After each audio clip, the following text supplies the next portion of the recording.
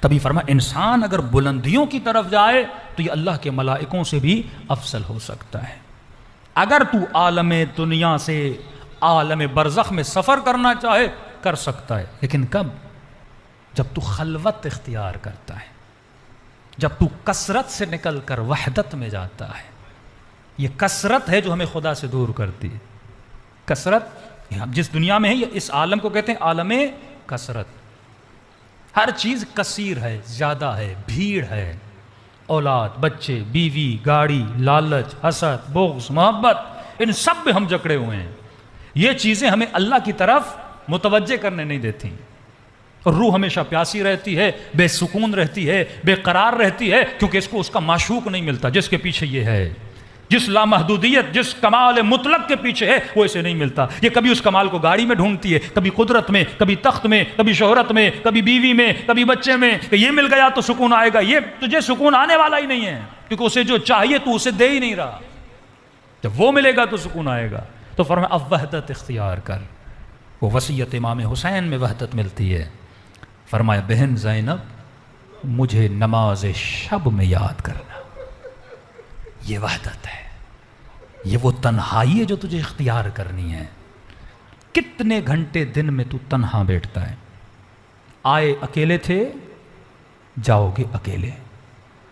قبر میں تنہا، شکم مادر میں تنہا۔ پہلی قبر ماں کا پیٹ تھا، دوسری قبر زمین کا پیٹ ہے۔ جسم زمین سے آیا، زمین کی امانت واپس چلا گیا۔ روح اللہ سے آیا تھا، اللہ کی امانت اللہ کی طرف جائے گا۔ لیکن جانے کے لیے وہ پر ہونے چاہیے، جن پروں کو تو دنیا میں بناتا ہے، جو طاقت تو دنیا میں اچیو کرتا ہے، اپنے عمل کے ذریعے سے، اپنے کردار کے ذریعے سے، اپنی نالج اور علم کے ذریعے سے، اپنے ربط کو اپنے امام سے مضبوط کرنے کے ذریعے سے اپنی نگاہ کو بلند کرتا ہے۔ پھر جیسے روح نکلے گی بڑی آسانی سے پرواز کر کے عالم برزخ کی طرف جائے گی۔ رسول خدا حضرت محمد مصطفیٰ صلی اللہ علیہ وسلم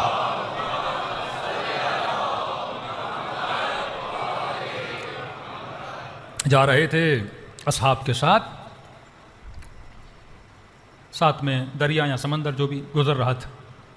نبی نے اپنا ہاتھ دریا کے اندر ڈالا، پھر باہر نکالا،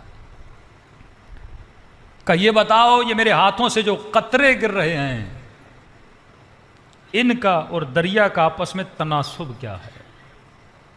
کہنے لگا یا رسول اللہ یہ قطرے کیا ہیں؟ کچھ بھی نہیں ہے، تھوڑی دیر میں خشک ہو جائیں گا، اصل تو دریا ہے۔ فرمایا جس دنیا میں تم رہ رہے ہو یہ ان قطروں کے برابر ہے، اور جہاں تجھے جانا ہے وہ دریا کی مانند ہے۔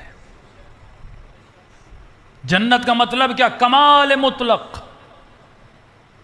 کن فیکون کا عالم ہے۔ جو سوچو گے وہ ملے گا، جو چاہو گے وہ ہوگا۔ الہی صفات کے حامل ہو جاؤ گے وہاں پہ، لیکن ویسا بننے کے لیے پہلے یہاں پہ ویسا پروف کرنا پڑتا ہے کہ فرمایا خود کو اخلاق علی اور اولاد علی میں ڈھال دو۔ رہبر معظم نے کتاب لکھی نا، شاید مرد 23 سال کے 2 سال کا، یعنی سارے اہل بیت کی زندگی کو اس نے ایک انسان کی صورت میں جمع کیا، یعنی الگ الگ نہیں دیکھو کہ مولا علی کی زندگی الگ، امام حسن کی نہیں، سب کی زندگی ایک ہی ہے۔ اولنا اوسطنا آخرنا کلنا محمد ہے۔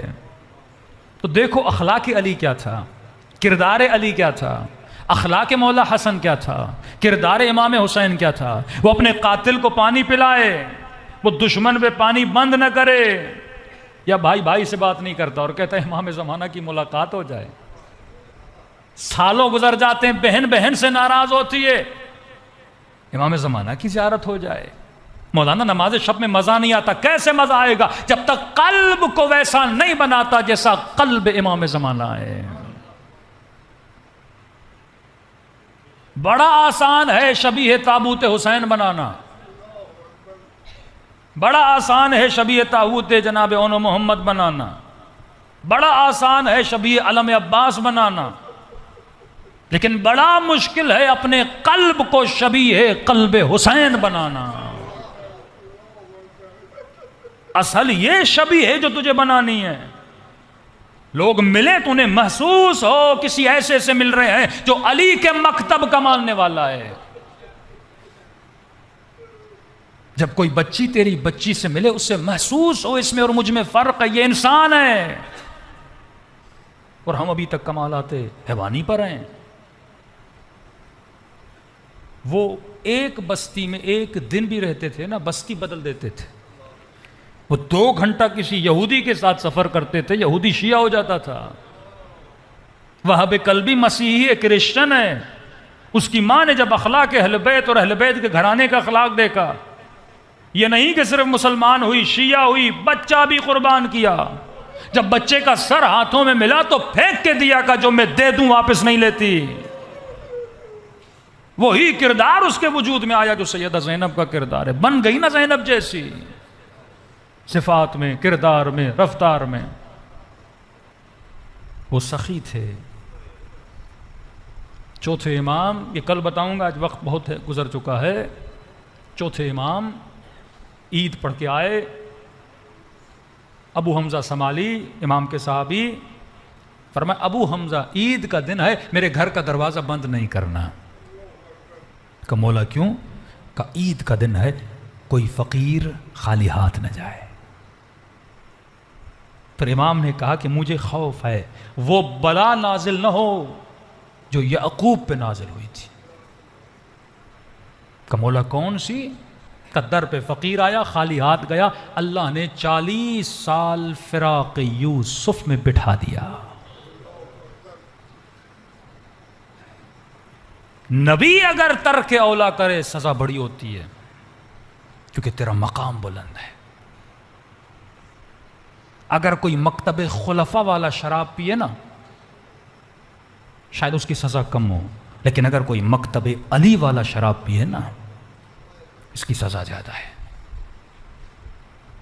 اگر کوئی امیر شام کا ماننے والا جا کے زنا کرے نا عالم برزخ میں شاید اس کی سزا کم ہو, لیکن اگر کوئی علی کا ماننے والا نامحرموں سے تعلق بنائے نا اس کی سزا بہت زیادہ ہے. کیونکہ تو نے کربلا دیکھی ہے, تو نے اکبر کے سینے میں برچھی کا لگنا سنا ہے, تجھے پتا ہے 4 سال کی بچی نے تماچے کھائے تھے. کربلا کو مذاق نہ بنایا کرو. یہ واقعہ نہیں ہے, کوئی فلم کی سٹوری نہیں ہے کہ ہر سال ریپیٹڈلی سنو گے, رو گے اور چلے جاؤ گے. نہیں, زمین پہ کوئی حسین تھا اور حسین جیسے مولا کی قربانی دی جا رہی ہے. کیوں دی جا رہی ہے؟ مولا کا ہدف تھا, مقصد تھا. مقصد کیا تھا؟ اشہد انک قد اقمت الصلاۃ واتیت الزکاۃ وامرت بالمعروف ونہیت عن المنکر.